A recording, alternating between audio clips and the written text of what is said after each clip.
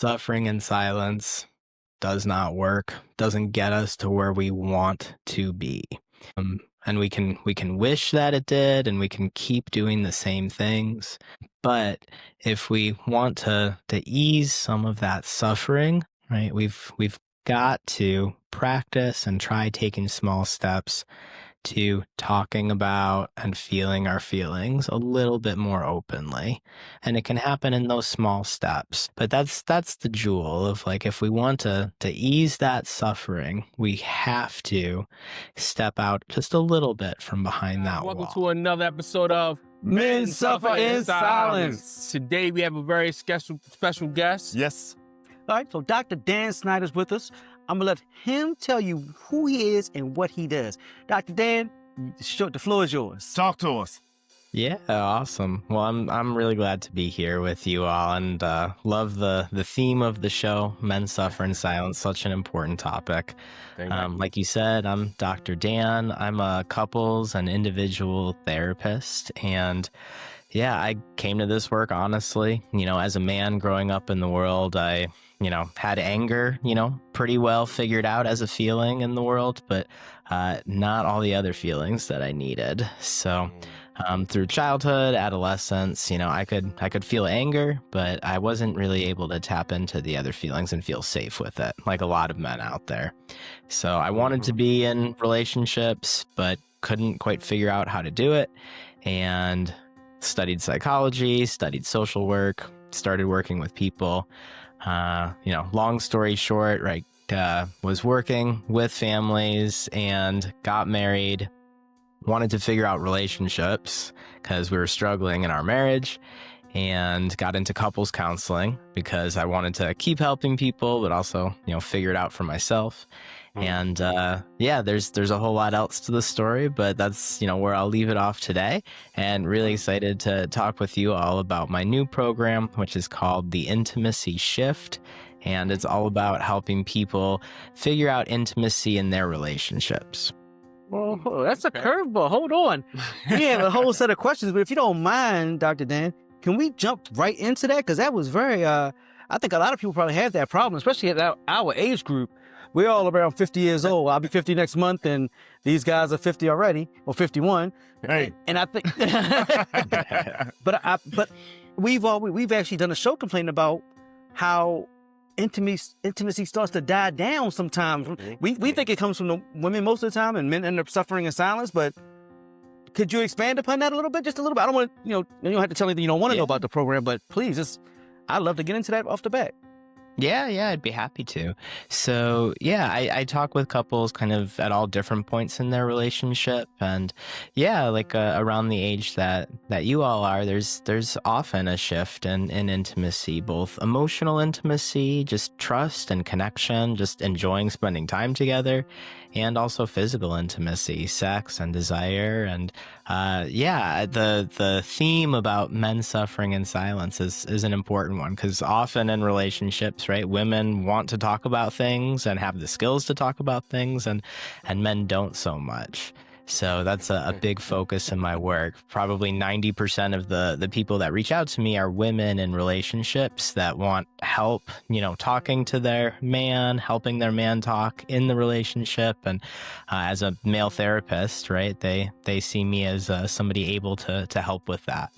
So we can definitely dive into it and talk more. Well, and then, not to jump in, not to take another curveball, but you just mentioned that again, because we talk about that a lot. Why do men struggle with going for therapy? Why they are so against it? Is that why do we think it's a sign of weakness? Yeah, well, so I can speak for myself for sure. I know that, again, like growing up, learning about feelings, talking about feelings, I was not taught that talking about your feelings, feeling all your feelings was a good thing, right? There was a lot of, toughen up, just deal with it, figure it out. In my house growing up, my dad was very either hot or cold, right? He either came home angry or he came home distant. And so we were kind of playing a guessing game of which one it would be and trying to stay out of trouble. That was most of growing up. And then as I got a little bit older and got into, sports and just like groups of guys, right? It was all about kind of who's the top dog, where do you fit in the pecking order? And if you're really in tune with your feelings, you're going to get either pushed out of the group, teased, and women don't have that experience. Women growing up, right? They are talking to each other. They're figuring out how to make friends, keep friends, using their words, using their feelings, and they're allowed to have those feelings, right? Men, if they're showing their feelings, they're getting pushed out of the group. So that carries through into adulthood. And for straight men that are in a romantic relationship with a woman, that doesn't work so well, right? We're trying to be in relationship with a woman, and the expectation is that we need to talk about things if we want to stay together. And so it just sets up this conflict, right, for all of us. I know it did for me. That's funny that you said that with the whole hot and cold thing, right? Because growing up in the 70s, I saw that with a lot of, my dad, he was cold all the time. But like my uncles and stuff were like hot and cold. And I was just thinking when you said that, it would have been really great to have a platform like this, right, to try to get them, because there's no telling what they were going through. Right? You know what I mean? So it's just kind of shows you how it projects on to the children and how it projects into as far as how your life, how your life goes 100%. As you grow into adulthood. 100%. You have to kind of figure everything out and reprogram, yourself to kind of get to what, if there is a normal. You're almost scared to talk to your father. Right. Growing up. Right. You're scared. I mean, I know that feeling. And, and actually, I would go to my mom. All the time. All the time. Because you would get a nurturing touch. Yeah. Right. Yeah. As opposed to, come on, man, you're supposed to be a man. Grow up. Yeah. That's what I got all the time. But even with my dad, though, like, I never knew if he was going through anything besides his attitude, hot or cold type of deal. But sharing emotions. I never shared emotions. Right. I've never seen my dad cry. Yeah, I think it was against the law. Against the law? Yeah, I think it was against the law. Dad law. Yeah. Well, wait a minute, hold on. So let's talk about sex, Doc. Yeah. Back to where we were. That's right. Let's talk about sex. So is it weird, right, that a man my age, it's like you're with your partner and you wanna engage in that and everything like that, more often than not, but you find almost anything gets in the way, and then sometimes you feel like, why can't we just sit out in the backyard and just talk and just sip some wine, and that's sometimes maybe a little more satisfying. Is that like, how does it shift from I want to do it all the time, I want to have it all the time, to, hey, let's just go out back and talk, and this is cool. Yeah. I like this. Yeah. So totally. First of all, totally normal. Nothing wrong with that at all. Okay. Yeah. Let's start there. Okay. And so the frequency of sex can absolutely change, right? As we get older, our bodies change, our hormones shift. Like that's all totally normal. And if you've been with the same partner for a long time, things can change there too, where there's some there's a lot of familiarity there in a good way. And so there's different kinds of intimacy. And so it's, I think when we're growing up, especially as younger men, it's either we're having sex or there's nothing else. And so as we get older, there's a lot in between that can help us feel really connected and close.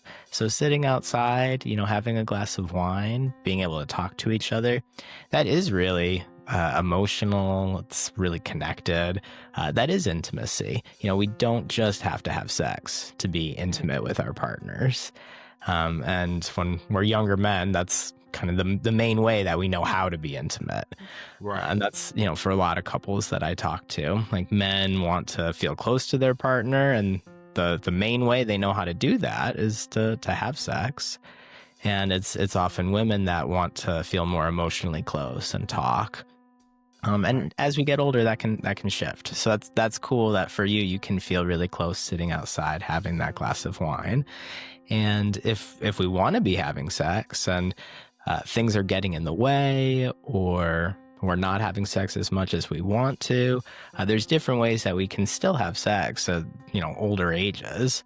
And a lot of it is the setup, right? So if we're not kind of setting it up ahead of time, then something can get in the way, for sure. Something will get in the way. So it's not necessarily like we have to schedule it, but, we want to let our partner know that we're feeling close to them. Maybe we've cleared the schedule. We want to do what we can to set it up ahead of time, because just trying to turn it on in the moment, like, let's be spontaneous, that doesn't work so well, right? Right. So you got to come home and be like, babe, it's Tuesday. That reminds me of the movie. I think it was cheaper by the dozen. He never knows movies, so I'm sorry, Doc. But I think it was Cheaper by the Dozen or something with Steve Martin, I think. And it was him and his wife, and the house was full of people. All the They kids. wanted to do something. They was doing something in the car and wound up getting pulled over. Trying to be spontaneous. He's trying to be spontaneous. Yeah, we can't. Oh, But man. That is a dynamic, though, is when you do have, I think children changes everything. When you get together in your early 20s and you just, like, all the time, it's like a lot of availability, I guess.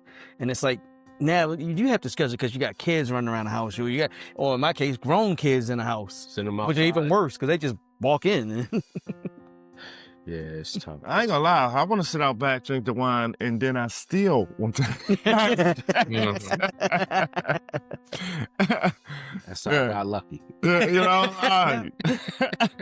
Do men ever initiate this kind of service from you for their relationships, or only women that really initiate this? Because most men might look at it as weakness. It's mostly women, and that's part of why I was so glad to see this podcast, this video, because I want to talk to more men about this. And yeah, you asked earlier, why is it so hard for men to reach out? And we can talk about all the reasons why, and we can talk about like how we can change that, right? And it's platforms like this that really help for other men to hear, I'm not the only one that struggles with this. Right. A lot of men don't want other people to know, right, that something's going on, that there's some kind of problem, that somebody's unhappy. Right. And, it's not going to change unless we do something different or talk about it. So I want, more men to hear the things that we're saying today, that it's really every relationship goes through these things, whether it's, when we have that first kid and, everything feels different than it did before, or kids are grown and adult kids, right? They don't go to sleep, right? They come home at all hours. Like that's, those are things that are normal, but we don't have to suffer in silence, by talking about it in a place where it's okay to talk about it. And then we see it change for the better. That's really the best. I think a lot of men don't think that there's something that can change it, right? Why would I talk about it if it's just going to stay the same? And it doesn't have to stay the same. There's a lot that we can do by talking about it that will make it better. I would love if more men could come to a doctor, Dan, because it's probably hard I've never had a guy say to me, I can't have sex with my wife, or I'm struggling to have sex with my wife. Guys tell you a lot of different things when they talk, but they don't tell you stuff like that. Right. And I think that's a hard conversation to have, because you're going to think that you're less than a man, maybe. Could that be the case? Because nobody wants to feel like that I'm the one that's weak, or my wife won't let me have sex with her, or what have you. Yeah, that's absolutely right. It is a hard conversation to have, but we want to normalize it. We want to let all the men out there know that it is normal. It does happen. And by talking about it, right, then we can do something. I'm really big. I grew up in sports, so I'm really big on, if we don't go to practice, if we don't work on our skills, we're not going to get better. Right. And it's the same with this, right? Relationships are a skill. Right. And a lot of us, me for sure, like didn't learn that in school, didn't learn that at home, had to piece it together later. But there are many things that we can do to change this dynamic. And so one of the things that I teach in my intimacy shift program that I mentioned earlier was how to have conversations with your partner about intimacy. or about anything. It could be about finances, could be about parenting. The idea is the same. Like, we need to learn how to have these conversations. And so the first step in that is just having a time set aside to talk about things. So for most men, I know me, like, I'm going to avoid conversations. If given the option, like, I'm going to avoid that. I'm going to wait for somebody else to bring it up or for something to blow up, and now we have to talk about it. That's my default situation. So the reason that finding a good time to talk is so helpful is then the man doesn't have to initiate the conversation, and he's not going to be surprised when his partner brings something up. He knows, hey, we agreed every, Tuesday night or every Sunday morning, that's when we sit down to talk about our relationship. And during that, 1 hour during the week, like, this is when we practice. It's like going to the relationship gym. And that's when we talk about the things that are happening in our relationship. So that's just step one, is setting that time aside. But that's really helpful for men to know that, like, okay, I can prepare for that hour and know that that's what we're going to do. I think that is wonderful. Dr. Dan. It won't feel like a blindside thing. Mm-hmm. Here's my thing with that, though. Mm-hmm. What if the person that's coming to the other side of that table don't have an open mind to hear what you're trying to say? They listen to respond instead of listen to understand. So that could be a little rough. That's definitely suffering in silence when we're both not in that same headspace. Because the way that you say it, it makes it sound real easy. But I've had relationships, it was not easy. Even if it was planned on Tuesday night at 7 o'clock. Because they hear trigger words or, whatever the case may be, and a conversation goes way left. Oh, yeah. Yeah, 100%. So that's why, like, step one is just setting aside that time. Right. And if we can both agree to it, you're right. It's not going to work if one person says, Tuesday, we're sitting down. I don't care if you want to or not. Right. Yeah, both people have to be on board. Like, okay, we're going to sit down and talk for sure. But then step two, step three, there's 6 steps to that sit down conversation. And steps 2, 3, 4 are all about helping feel like we're on the same team. It should not feel like an attack or so another one of the things that I'll teach, right, again, skill building, is using I language instead of you language. So anytime that somebody comes up to one of you and says, you're not doing this right. You never do it the way I want you to. You always forget this. I'm going to defend myself. That doesn't feel good. Right. And so we want in these conversations for people to use skills like I language. So if my partner says to me something like, I've been really struggling lately. I'm feeling really stressed. There's so much to do at the house, and I could really use some help. Okay. I like hearing that. I want to be helpful. That's going to come off so different than, you never help me around the house. You're always sitting on the couch, doing this. And yeah, that can really help. And it's not going to go, like you said, way left. So yeah, not just setting aside the time to talk solves everything, right? We've got to build on top of that. And there's a lot of different kind of skills, again, that we practice. We're not going to get it right the first time, but if every week we're setting aside some time, we're trying our best to use these skills that I teach, it does get better. So would you say that both parties should go? Oh, to like the program that I'm teaching, you mean? Yeah, right. Mm-hmm. Yeah, if I'm going and she's not going, then there we go. Yeah, that's a really good question. So either one person or both can go, and these skills are going to help, and then the other person can practice these skills and can tell their partner kind of what we're practicing, what we're using. Okay. So if both people are there, that's awesome, and that's gonna make things work quicker, for sure.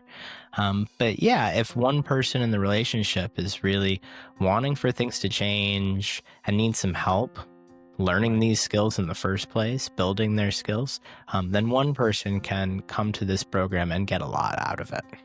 And I actually can see that by that. If you got your lady to do the eye thing, you go on that lady, I have this, and then you tell her about the eye program, that might work. That actually sounds like it could work. Yeah. Or she has open mind. Or maybe I feel as though you. I hear that a lot. Yeah, that's even.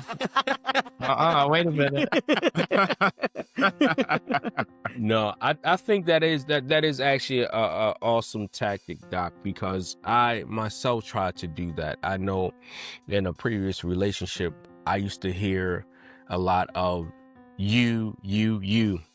And the worst thing, to this day, if anybody says it, it makes me so angry. It's a trigger. That and was the phrase accountability. You never take accountability. I feel as though most people that say that never take accountability. Right. They're deflecting that energy onto you. You know what I mean? Mm-hmm. So I definitely understand when you were saying, just the different approach, because I would appreciate that too. Like, I feel, I really wish that you would help a little bit more here, versus you need or you don't. Right. So I like I that. use the you word a lot. I know I have. And that's why I love this so much for Dr. Dan to be here, because these are skills that could really help men. Right. Just that alone. Because we get so defensive. I know I've been defensive. When you hear that it puts you on defense. Right. And not to mention we're getting free therapy. No, it's really helpful. And like you say, men need this. Yeah. Men, we couples. Well, I think couples need it, but I believe what Doc said. Women talk so much with each other. Yeah. That they bounce ideas off of each other. They're like sounding boards for each other. And we talk to each other about ancillary sports and our car. Come on, we talked about your truck last night for 30 minutes. 30 in minutes, the cold. 30 minutes we talking about my truck. we did it all the time. You didn't say, man, my lady did this or my lady did that. We don't really do that. Mentions of it. So, no, it is. And I think that's the best thing about what we're doing, is because we're actually showing men that it's okay to express yourself and to be in tune with your feelings. And there are people out here that can help if you needed the help. Right. You know what I mean? Exactly. And that's the thing. So it makes us better as men, to where we can do better in our relationships as far as being parents, husbands, boyfriends, business, everything, supervisors, bosses, anything, because it helps us be able to communicate and recognize what we're feeling and figure out a way to process it. And not say it with such anguish. We always so mad.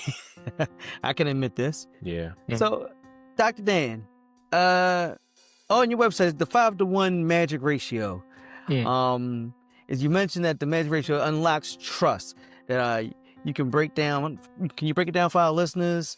And how can a man who isn't used to expressing himself practically apply this and shift the dynamic with him and his partner? Yeah, I love that question. And, it's so important, because I think in one of your emails to me, you were saying something like, how can a man that's not familiar, comfortable expressing himself kind of now 5-to-1, right? So maybe 5 times a day, right? Or 5 times more express himself, if, even one time is hard for him. Right. So yeah, again, back to that, sports analogy, right? Or that skill building thing, right? We can start wherever we're starting and build from there. It doesn't all have to change overnight. And I know that can feel really overwhelming for men. Like, my partner's asking me to change, to open up, to do all these things differently, and I don't know where to start. I don't think I can do that. And so the 5-to-1, the magic ratio, I like this because it just gives me something concrete. Okay, so the idea is, for every one time I'm going to say something, critical or give my partner feedback that maybe is hard for them to hear, I need to have at least 5 compliments, 5 good things that I'm saying and noticing. Otherwise, they won't hear it. Right? So if I say one nice thing to them and then give them some kind of criticism, they're not going to hear the criticism in the way that I want them to. They're not going to hear that as like, oh, it's comfortable, safe, my partner loves me. They need to hear at least 5 things that are positive, that are kind to everyone, right? Yeah, right? That's true. It makes sense. It seems like a lot of work. Is it a lot of work? It is a lot of work. It sounds like a lot of work, but here's how I think about it, which was helpful for me. If I want the other person to hear my feedback, if I want them to change, this is the only way for it to work well. So that's how it was helpful for me. Like it is a lot of work, but the other way wasn't working. And I was getting into arguments, getting into trouble, right? Conflict. That's the hardest work. Right. So that's the way I think about it. Like conflicts and arguments with your partner are just the worst. They truly, I hate that. I want to avoid that at all costs. So if for me, like being mindful, putting some energy in to catch my partner doing things well, and just to saying it out loud, right? It doesn't have to be a huge thing. Like I'm saying all my feelings. I can just say what I'm noticing. Hey, I noticed that you picked up that snack that I like and it's in the pantry. Thank you, right? I can just notice it and say it out loud. And I don't have to like keep track in my head, but I can like, oh, okay, I said 5 of those today. Now I can tell them the thing that I'm annoyed about and they'll be able to hear me. But, Walk around the house with a pad. And that makes 5. Right. You know what you've been doing? You didn't clean that microwave yesterday. No, doctor, I tell you what, that is genius. Yeah. That is absolutely genius. Like I would have never thought about it. And it makes sense as soon as you hear it.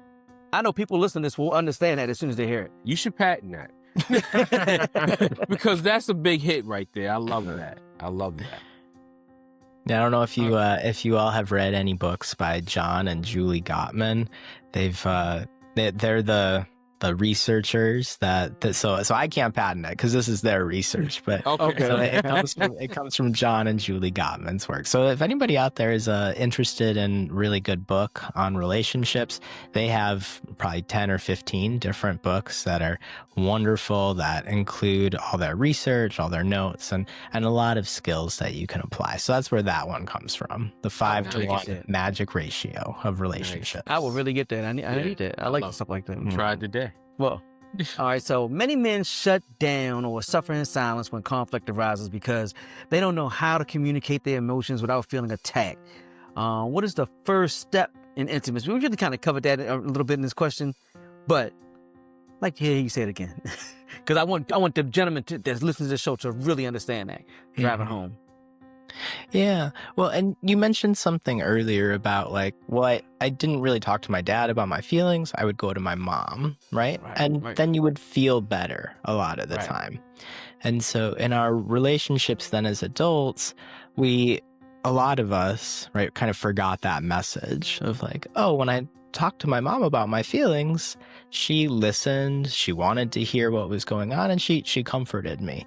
So I think that there's a miss that happens with men going through like adolescence and in their 20s where, they forget that, talking to the woman in their life actually helped. And so we want to come back to that and we want to see some success with it. So what I'll encourage men to do is like, you can just do a little bit at a time. You can share any sort of feeling that you're having and, see how your partner responds to that. 9 times out of 10, if you, catch your partner in the right moment, you're not just kind of like shouting across the house, but if you catch them in the right moment, they want to hear your feelings and they're going to actually listen and, kind of hold that space for you. And so we can build on that success. But a lot of men don't think to try that, right? We're not kind of willing to say it out loud. It doesn't have to be like a big, feeling. It could be, I'm excited to work on my truck today. You're talking about your truck. I could be like, I love it. I'm really looking forward to working on my truck today. I'm going to get together with the guys, and that's really going to be a good time today. And, I think your partner, she might say, oh, you're working on your truck again, but, she's not going to give you a hard time for sharing that excited feeling. So you can just start with something small like that. It doesn't have to be a big feeling about the relationship. And then the other way, like I mentioned, setting that time aside to talk about the relationship, that's a really good space to maybe bring up something a little bit more serious that you're feeling. But, just getting that practice, getting those reps in is really helpful for men, and seeing that it went well when I tried it. My partner listened, and, I did feel a little bit better after sharing. I love that. That's very Dr. good. Dan, I tell you, you are dropping some knowledge today. This is all useful information. I wish I had it years ago. Well, but, all right, so here's my thing. Even say years ago, how do you know if you're working to be a better partner to find out she's not a good partner? Say more. I'm not sure I understand. Yeah. So in other words, you're thinking, could you be working at it and she's not a good part? You're saying she might not. He's working at it and it's for nothing because she's not the match. How do you know at that point? Yeah, How it's like, know? if I take your information today, let's say I'm in a relationship, and I take your information today, and I really push to work hard with the father one and the communication and, things like that, just to find out that, But that I'm doing this. But here's the thing. You'd have to try before you know that it's... In other words, you can't go into it thinking it might not work. You have to waste time.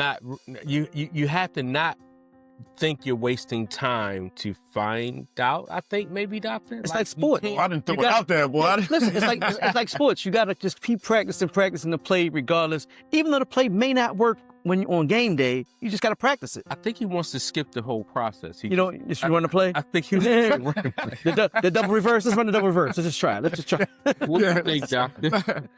Do you encounter that? I mean, because it's somebody for everybody, right? So, just because you put me with the neighbor next door, that don't mean we're compatible. No matter how much therapy we do. Or is that not? Okay, I think I understand. So and tell me if I'm missing something. So if you're with a partner, I'm thinking in this situation, like, things are not great already. And so if I try to put in more work, more effort, only to find out, like, this still doesn't feel good, this doesn't work, am I going to be more disappointed? I put in all this effort, and now maybe in another relationship, like, I don't want to put in that effort again because it didn't work for me the first time.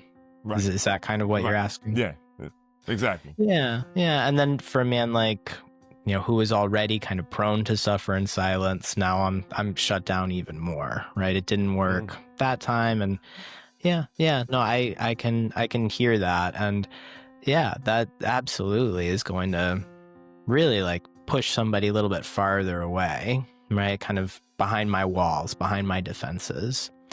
And for so many people that have been through some kind of trauma, or there's some kind of trigger, now the walls are higher, the walls are thicker, and you're not going to get me to come out. Like, it's a trick, it's a trap, If I talk about my feelings, you're going to use that against me, maybe. Right. And that's why I asked, is it best for the couples to go, both partners? This way we both on the same page. This way I don't feel like, if I'm giving her all of this and I'm not getting it back, that's going to shut me down too. Because we all want to feel whole. Absolutely. No, so such a good question. So it depends a little bit on the relationship.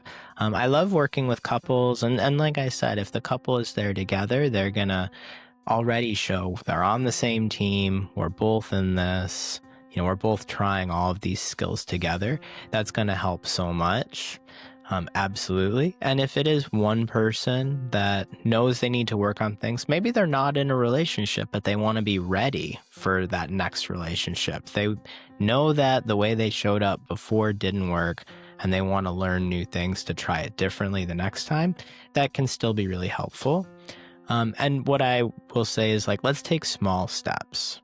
Right? We don't have to take big, huge steps and like, now I'm crying, I'm talking about everything I've ever felt, I'm totally vulnerable, right? And like, I'm going to be crushed if this doesn't go well. We're just going to take small steps, Right. and we can build on that over time. So that helps too, of like, oh, I put in all this work and it was for nothing. Like, let's just take some small steps. And then if it doesn't go the way you want it to, it's not going to be as hurtful. Okay, so I'm coming from a place, I'm about a year and a half, recently divorced. And me and my ex-wife did go to couples therapy. Mm-hmm. It did not work out well. Mm-hmm. The first 2 to 3 weeks was great because we didn't have an argument. So the therapist was kind of waiting for something to happen, for something for us to talk about. Mm-hmm. And she just went off on the therapist, cussed her out, slammed the door, walked out, and never went back. There was your sign. Huh? I said there was your sign. However, I had said to her that the relationship, like, I'm done unless we go to therapy. So I kind of feel like she didn't go because she wanted to go. She went because I said what I said. So I'll never say that again because I would want my partner to want to be there to better us. So the next month I was going to therapy all by myself, and I looked at the lady and I'm like, why am I here? And that was the end of that. So I'm sure there are some cases that it just does not work. Yes, and thank you for being vulnerable and sharing that. I'm divorced also, and that's something that, right, I as a couples counselor, right, like, I wasn't able to figure it out either in that relationship. And so I appreciate you sharing your struggle and kind of what happened there. And, we are all human beings, right? None of us are perfect. We're all trying to figure it out the best we can. And there are absolutely relationships that are not going to be fixed, that are going to be repaired. Some relationships, there's been so much pain or so much damage that we're not able to repair it. One or both people just aren't able to come out from behind that wall and to trust the other person again. And that is the reality. Absolutely right. And there are a lot of people who will go to therapy either by themselves or as a couple for years, right? And you probably know people who have been going to therapy for so long, and they may just be in those sessions talking about the problems, right? Just saying, well, this week we argued about this, and now we're having the same argument that we had at home, just in front of a therapist.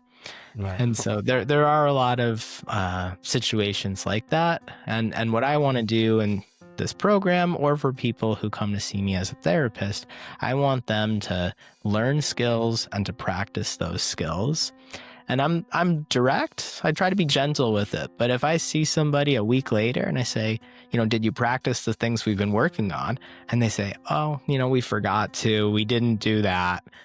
Well, it's not going to change unless we're doing it differently. And that's true for both people. So for your situation, if, in your partnership, you were coming to sessions kind of not sure what to talk about, the therapist wasn't providing you skills to use that you were both trying to use, then I can see how it wouldn't change things.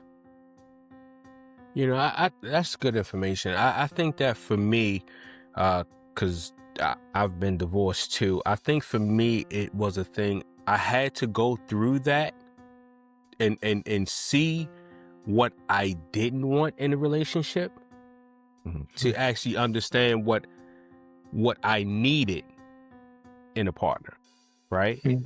So then that helped me kind of grow. I had to see all of those other things to say, okay, well, no, that doesn't work for me, or almost kind of like picking out clothes in a sense, maybe, no, that color doesn't work for me. I don't like the way that fits. This is not this is not good for me. Right. And then to say, oh no, but okay. And I've realized over time that some of the things that a lot of things that I like were not necessarily what I needed. And that changed my perspective on trying to find a mate. If that makes any sense. No, that makes sense. Well, just so full transparency, I'm also divorced and in another marriage now. You got a whole crew here. You got a whole crew. Yeah. That's how. That's right. That's how this whole thing came about. Us talking about this kind of stuff. Right, actually, it is.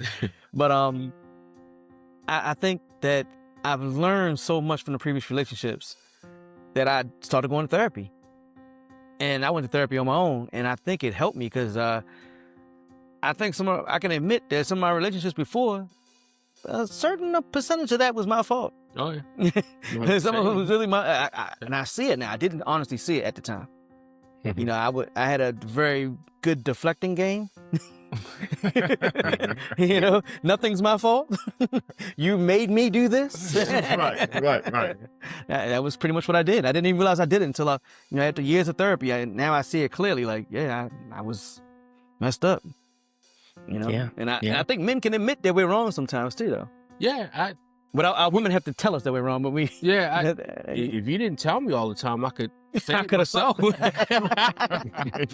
Right.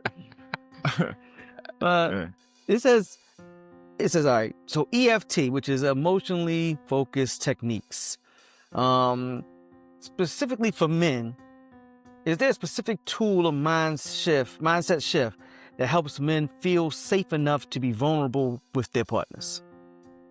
Mm-hmm. Yeah. So that feeling of safety for all of us, for men and women, but especially for men who have maybe been taught or learned that we're going to be, made fun of or shut down if we share something. Yeah, to be able to feel safe. And so just knowing that that's something that we need as a man, right? If we know that that's something we need, but we haven't said that out loud, right? We haven't told our partner, like, hey, this is kind of scary for me to talk about, or I'm not even sure how to talk about it. Like, even just starting with that is huge, right? And that's not something I would have known to do before, right? This is something I had to learn. But again, it makes so much sense now that I have that of like, oh, if I'm thinking in my head, I don't want to talk about that because it's not going to go well. My partner's going to be hurt if they hear that. And then I don't say anything. It's just going to stay the way that it is. So again, like if I want it to change, like I got to do something. Otherwise it stays the same. So I try to say out loud the part that I'm thinking. So if I'm thinking like, this isn't the right time, or she's going to be mad if she finds out, I need to say that part out loud. Otherwise, we're stuck. So that's what I really encourage men to do. Like if you're having the thought, I'm worried that this is happening, or I'm feeling stressed or upset about that, we need to say that part first. And again, that's just like that small step. If your partner then, looks at you with, kind of big eyes, like, oh my gosh, like, let's sit down and talk about it. Then that's my sign, okay, I can take another step forward.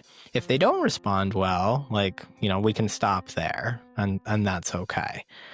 But we want to at least like notice the feeling we're having and be able to say that part of like, even saying, I don't know how to talk about this, but things aren't feeling the way that I want them to. That's a start. I wonder how many women are used to hearing that from a man. Like, about just feelings. Do we come out and tell women that? I know I've never had. I would be like, I feel a little different about what's going on here, and it's, I don't know, that feels unsafe. You said Right, and so that's the thing, right? If I've never done it, but it feels unsafe, it feels scary, right? And so how do we get over that hurdle of like, just trying it, right? oh, and seeing how it goes. And so a lot of times, like we mentioned, right, group of divorced men, right, we didn't try that before. And things happened in our relationships where now there's so much damage done. Like, I don't know how I can repair it, if I can repair it. And so, yeah, for anybody out there that's in a different place in their relationship, right? Like, there's not been so much harm done, right? And we are able to try that little bit. Even just saying, like, I don't know how to talk about this. Right. Or I'm not sure how it's going to go if I say this. But I'm feeling stressed, or I'm feeling disconnected, right? And then just stopping there. We don't have to have a list of complaints, right? Like, please don't have a list of complaints. Like, I'm feeling disconnected because you, right? We can just pause with, I'm not sure how to talk about this, but I've been feeling, disconnected. And I want to feel closer to you. Now we're putting out what we want to feel, and just stopping there, right? And seeing what happens. Because that's a really wonderful invitation for the other person of like, oh my gosh, my partner's feeling disconnected and they want to feel close to me. If somebody said that to me, I would really want to meet them in the middle, because that's why we're in relationships in the first place. We want to feel close to each other. Sure. Dr. Dan, as you talking, my mind is just going, and I'm like, damn, maybe I could change that about myself. Certain ways that I come off, not in an angry way, but just a more direct way. As I always say, I'm not going to put no sugar in it. I'm going to give it to you straight. But what you're saying does make a lot of sense if you want that outcome. Right. Because that makes it safe for both parties. Safe for both parties. Yeah, I like that. Yeah, it's a great approach. That's a great tactic. I'm going to watch how I talk to you guys, too. We kind of don't pay no attention. Hey, did he say something? What's this guy talking? I'm lucky let him know. I let him know, too. All right. So in your group program, The Blueprint for the Future, you talk about building secure attachment. For listeners who feel like their relationship is already broken, is it ever too late to start this work? And where should he begin today? It's pretty good. Yeah. Oh, sorry, go ahead. No, I said that's a good question. Oh, that's a good question. Yeah. I'm waiting. Yeah. Well, and that's kind of been the theme today a little bit. Yeah. A lot of questions about like, when is it too late? Or, if they're not the right partner and I do these things, then what? So a lot of fear in there, a lot of, worry and fear that I'm hearing in some of these questions. And, in a relationship, we all have an attachment style that we bring. I mentioned earlier, like, if I can avoid a conversation or a problem, I that's my tendency. It's something that I still have to work on. And that's, called an avoidant attachment style, right? Like I'll withdraw. Might mean like I might keep secrets. I might, spend time out of the house, right? Like, there's a problem at the house. I'm taking a walk. I'm taking a drive. Like, you can't find me.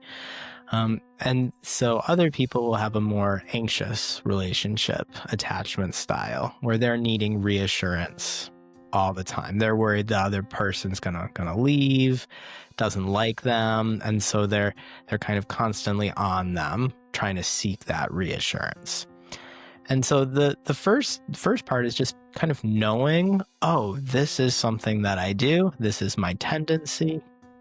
And once I know that that's my tendency, then I can try to work against it. I can try to change that, try to do things differently. Yeah. And so in a relationship, like you asked, like if there's broken trust and things are unhealthy and, we're wondering, is it too late? Are we past that point? Some relationships, like I said, like there's too much broken trust, too much damage. And sometimes that is the case, right? And, that's sad when that happens, but it's just the truth, right? And trying to hang on, and we're both in so much pain, it's not working. Sometimes we do need to say goodbye, or we do need to take space in that relationship to make room for a healthier next relationship. So yeah, I'm not gonna put sugar in it either. I mean, relationships sometimes have to end. That is true. But if you're not sure and you want to keep working on the relationship, you want to find out if the other person wants to keep working on things too. And we can ask them directly, and we can see in their behavior if that's true. Sometimes people will say they want to work on things and they keep doing the same shit, right? They keep doing the same thing. That part. You didn't really want to work on it. So yeah, we've got to not just take people at their word. We've got to see the actions behind it. Like, oh, okay, you came to those 3 therapy sessions, but you yelled and cussed out the therapist. I don't know that you were really in it. So we do want to see like the actions lining up. And if both people say, we want to work on things, and they're showing up and they're trying, then yeah, we can repair from a lot of hurt and damage. People are resilient. I've seen couples come back from, all kinds of hurt and damage in their relationships because, both people were really committed to making that change. Right. That makes a lot of sense. And so I think with our viewers mostly being men, Doctor, what would be the takeaway that you would give, like your major jewel? If you were to drop a jewel on these men out here that suffer in silence, what would be your magic jewel for them to take away from this episode today? Yeah. So sadly, right, and I have been there, right? So I'm not trying to talk at anybody because I have been there. Suffering in silence does not work, doesn't get us to where we want to be. And we can wish that it did, and we can keep doing the same things. But if we want to ease some of that suffering, right, we've got to practice and try taking small steps to talking about and feeling our feelings a little bit more openly. And it can happen in those small steps. But that's the jewel of, like, if we want to ease that suffering, we have to step out just a little bit from behind that wall. And it can happen in any one of these ways that I'm describing. It could be just, trying to use I language today. Just saying how you feel with I language. It could be letting your partner know, like, I want to connect with you. Let's plan tonight, or this day during the week, to just sit down and spend some time together.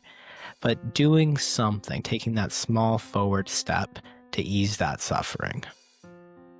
And not only with females, yeah, definitely, Dr. Dan, but not only with females, I would encourage men to just talk. Even in our group, they know I will hit them in our group chat and say, man, I'm suffering in silence today. Right. This is what's happening, and they may not know it, but just that little bit of getting that out, not looking for them to do anything about it.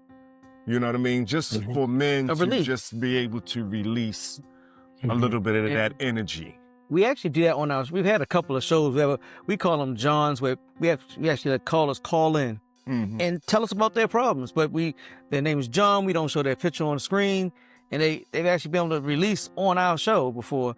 And sometimes, and they've said it's been pretty therapeutic for them sometimes just to let it out. What's going on, because they said they have no one to talk to. Because men, like you said, we suffer in silence. We hold it in. We won't tell anybody. We won't even talk to our spouse. Just hold it in. I don't even talk to the dog, man.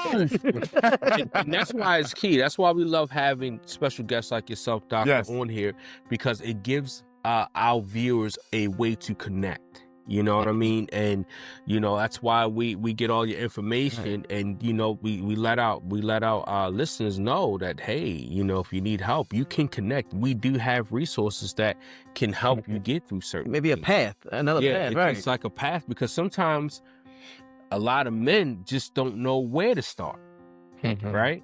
You I know, was just telling Roscoe earlier that I didn't even know all the different therapy methods is even out there. yeah.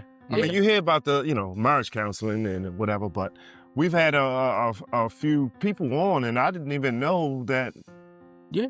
all this was out here. Yeah, a lot of us don't know where to start. When I got divorced, I didn't know how to make a doctor's appointment.